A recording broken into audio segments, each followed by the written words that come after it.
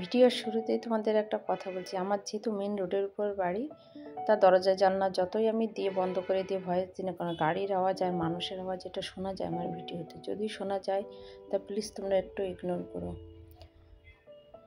নমস্কার আমার প্রিয় বন্ধু, দিদি ও বোনেরা, যে যেখান থেকে আমার এই ভিডিওটা দেখছো সবাইকে অসংখ্য ধন্যবাদ। আর তোমরা সুন্দর সুন্দর কমেন্ট করছো, আমার কমেন্ট করতে খুব ভালো লাগে। আর আমি যদি কোনো ভুল ত্রুটি করে থাকি অবশ্যই আমাকে সেটা শুধরে দিও, কমেন্টের মাধ্যমে শুধরে দিও, আমি অবশ্যই শুধরে নেব। তোমরা আমার বন্ধু তো, তাই তোমাদের সাথেই আমি অনেক কথা এখন শেয়ার করি। যেহেতু সারাদিন একা একা থাকি, সেইভাবে কারোর সাথে অতটা কথা বলা হয় না, তাই তোমার যা মনের কথা সব তোমাদের সাথেই শেয়ার করি। আর তোমরা যেহেতু আমার পরিবারের একটা সদস্য, তাই তোমাদের সাথে শেয়ার করি। যদি কিছু ভুল ত্রুটি বলে থাকি অবশ্যই আমার কমেন্টে বলো যে দিদি তুমি এটা ভুল বলেছো বা এটা ঠিক বলেছো। একটা সময়ের পরে তুমি ঠিকই বুঝতে পারবে অনেক মানুষই তোমাকে ব্যবহার করেছে, কেউ ভালোবাসেনি। আর যখন বুঝতে পারবে না তখন অনেকটা দেরি হয়ে যাবে। মানুষের সাথে কিছুদিন না মিশলে তুমি কি করে বুঝবে সে তোমার সাথে ভালোবাসে নাকি সে তোমার সাথে অভিনয় করে। তুমি তার যখন কাজ হবে, কাজের সময় তোমার সাথে সে এত ভালো ব্যবহার করবে, তুমি হয়তো ভাববে বাবা সে আমাকে কত ভালোবাসে। কিন্তু কিছুদিন পরেই তুমি বুঝতে পারবে, আস্তে আস্তে যখন তার সঙ্গে বেশি দিন মিশবে, তার সাথে হয় না মনের কথা শেয়ার করা, এটা সেটা যখনই হবে তখন আস্তে আস্তে তুমি বুঝতে পারবে যে সে তোমাকে ভালোবাসে না তোমার সাথে ভালোবাসার নাটক করে। একটা কথা আছে না, খেয়ে দেখবো নাকি দেখে চিনবো। মানুষকে তো আর খেয়ে দেখা যায় না, তার সঙ্গে কিছুদিন মিশেই চেনা যায়। তো অনেক কথা বললাম বন্ধুরা। তা সকাল থেকে আমার সব বাসি কাজ সারা হয়ে গেছে, রোদ্দুর করে ম্যাডাম পড়িয়ে গেল, আর সকালে খাওয়া দাওয়া সব হয়ে গেছে। আজকে যেহেতু ছুটি, আজকে দুই বাবুই বাড়িতে চলে গেছে। তা রোদ্দুর সকালবেলা ম্যাডাম পড়িয়ে গেল, আর পড়িয়ে যাওয়ার পরে ওকে বই খাতা দিয়ে ড্রয়িং করতে বসিয়ে দিয়েছিলাম। আজকে মোবাইল না দেখে টিভি না দেখে তুই বসে ড্রয়িং কর।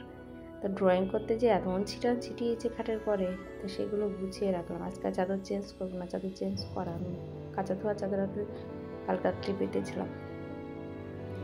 আর আমার একটা বাজে অভ্যাস আছে, কী বলতো, রোজ রাতে আমার বিছনা চাদর অন্য একটা কাঁচা ধোয়া বিছনা চাদর না পেতে আর সারাদিনে যে পোশাক পরা থাকে সেটা যদি না চেঞ্জ করে আমি ঘুমাই, আমার রাতে ঘুম আসবে না। আমার কাঁচা ধোয়া চাদর চাই রোজ।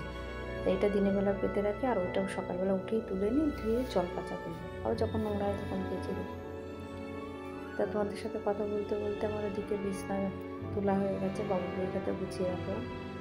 এবার এসেছি রান্নাঘরে যে তাওয়ালগুলো দিয়ে আমি সবসময় কাজ করি, সে তাওয়ালগুলো আর অনেকগুলো তাওয়াল আমার লাগে কাজ করতে, তো সেগুলোই গরম জল দিয়ে ভিজিয়ে কেচে এখন এসেছি ব্যালকনিতে মেলতে। আর কিছু কাপড় মেশিনে দিয়ে দিয়েছিলাম, আর বড় বিছনা চাদরগুলো না আমি মেশিনেই কেচে দিই। এখন আর হাতে বসে কেচে না পেরে ওঠে না, আগে তো হাতে কেচে নিতাম, এখন আর হয় না। আর কি বলতো, আমার যেহেতু দুটো সিজার আছে, আমার কোমরে ব্যাক পেন হয় মাঝে মাঝে। আমি বসে অনেক বসে কাজ করতে পারি না, যেমন সবজি কাটি বসে, নিচু হয়ে বসে। আগে কিন্তু করেছি নিচু হয়ে বসে, বটি দিয়ে সবজি কাটে করে। এখন আর দাঁড়িয়েই করি, ম্যাক্সিমাম কাজ আমি দাঁড়িয়ে করি, কারণ একদম পা পেতে বসতে পারি না মাজা নিয়ে। মাথায় যে খুব পেন তা কিন্তু না, কিন্তু আমি বসলে পেন হয় বলে আমি বসে কাজ করি না, যা কাজ দাঁড়িয়ে করি। তাই এক এক করে কাপড়ের ব্যালকনিতে সব কাপড় মেলে দিচ্ছি, মেলে দিয়ে এবার ঘরটাকে সেন করলো না, মুছে শরীরটা খারাপ। যতই ঘর মুছো ঝাড়ো এত নোংরা হয়, তাই আমি একবার সেখানে মুছেছি, আজকে আর মুছবো না। কেউ থাকে না, তাও দরজা জানলাগুলো একটু খোলা থাকে, আর কোনো সব বন্ধ থাকে, খুব ধুলো পড়ে। তো আমি এক এক করে পুরো ঘরগুলো আর কি ঝেড়ে নেব। আর রোদ্দুর আমার সঙ্গে সঙ্গে যে একটা কিনেছে, ওকে কী বলে জানি না, খুব আওয়াজ করে। আমার কানের ধারে, আমি আওয়াজ পছন্দ করি না বলে আমার কানের ধারে নিয়ে আসে। আমি বলছি যে সরা, নাহলে আমার কানে লাগছে।